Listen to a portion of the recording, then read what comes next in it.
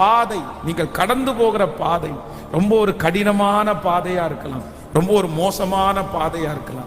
அந்த பாதையை குறிச்ச ஒரு உணர்வு வேற யாருக்கும் சொல்லி புரிய வைக்க முடியாததா இருக்கலாம். அந்த பாதையை யாரும் அறிஞ்சிக்கவே முடியாது, தெரிஞ்சுக்கவே முடியாது. இப்படிப்பட்ட ஒரு பாதையிலே கடந்து போகிறது உங்களுக்கு மட்டும் தெரிந்திருக்கலாம். நான் இதை யார்கிட்ட சொல்லுவேன், என்னுடைய யார்கிட்ட நான் ஷேர் பண்ண முடியாது. அது என் மனசுக்குள்ளேயே இருக்குது, என்னுடைய இருதயத்துக்குள்ளேயே இருக்கிறது. நான் யாருமே அறியல. வெளியில ஒருவேளை நீங்க சிரிக்கலாம், வெளியில ரொம்ப சந்தோஷமா இருக்கலாம். யாருக்குமே இப்படிப்பட்ட ஒரு சூழ்நிலை, இப்படிப்பட்ட ஒரு வியாதி, இப்படிப்பட்ட ஒரு பிரச்சனை இருக்கிறது யாருக்கும் தெரியாம இருக்கலாம். ஆனா ஆண்டவர் மட்டும் இன்றைக்கு கர்த்தர் வாக்கு கொடுக்கிறாரு, நான் போகிற வழி யாருக்கும் தெரியாவிட்டாலும் நான் போகிற பாதையை கர்த்தர் அறிந்திருக்கிறார். நீங்க